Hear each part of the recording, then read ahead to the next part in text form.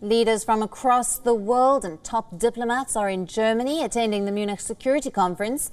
The conference is an annual gathering focused on defense and diplomacy. But this year, its main focus is on the Russia-Ukraine war and the food crisis that many countries are facing in the face of climate change. WION spoke to the UN World Food Programme Chief, David Beasley. Listen in. We've recently seen that there have been devastating earthquakes in Turkey and in Syria as well. And while the world's focus has been mostly on Turkey, we've seen that largely that Syria has been ignored.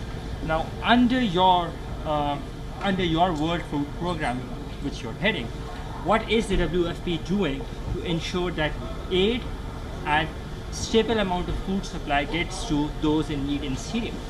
Well, you got to reach everybody in need. It doesn't matter where they are. So we are at the World Food Program reaching about 800,000 people, 600,000 in Turkey and about 200,000 in northwest Syria, for example.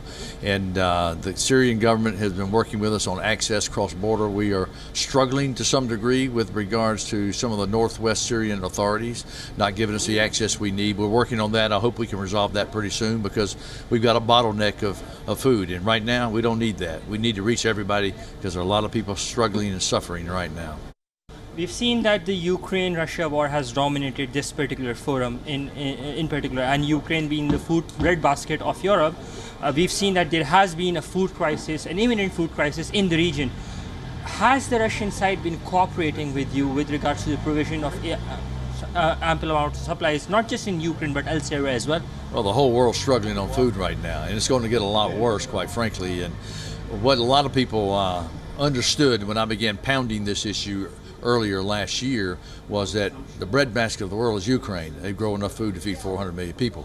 The good news last year was Ukraine already had the fertilizers in their warehouses, so they were able to produce. Well, this year they don't have the fertilizers, so we've got a multiple crisis on our hands with regards to Ukraine. They don't have the fertilizers. Grain production can be substantially down in Ukraine this year, compounded with the Black Sea Grain Initiative. The trucks, not the trucks, but the ships are not moving like they need to move, and we've got to increase the volume of ships moving because we've got a food security crisis around the world. And as I said about 10 months ago, I said, Putin, if you want to bring famine to the rest of the world, keep the Black Sea grain area shut down, but we got to get it open, and it's got to get open more freely and flowly now. We've seen that there has been devastating floods in Pakistan. What is the WFP doing to ensure provision of ample amount of supplies because to the flood-stricken areas, primarily because Pakistan is battling two front crises, first being the climate crisis and the second being the economic crisis? Well, World Food Program has been on the ground pretty substantially in Pakistan.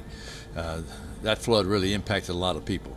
And while it's impacted the people immediately, it's also impacted grain production. And that's a serious issue at a time when we don't need that to happen for the whole world in terms of global production of grains, because we're going to run out of food at the end of 2023. And so we've got to get Pakistan back in the game like they need to be, should be, as well as many other places around the world. So WION, now available in your country.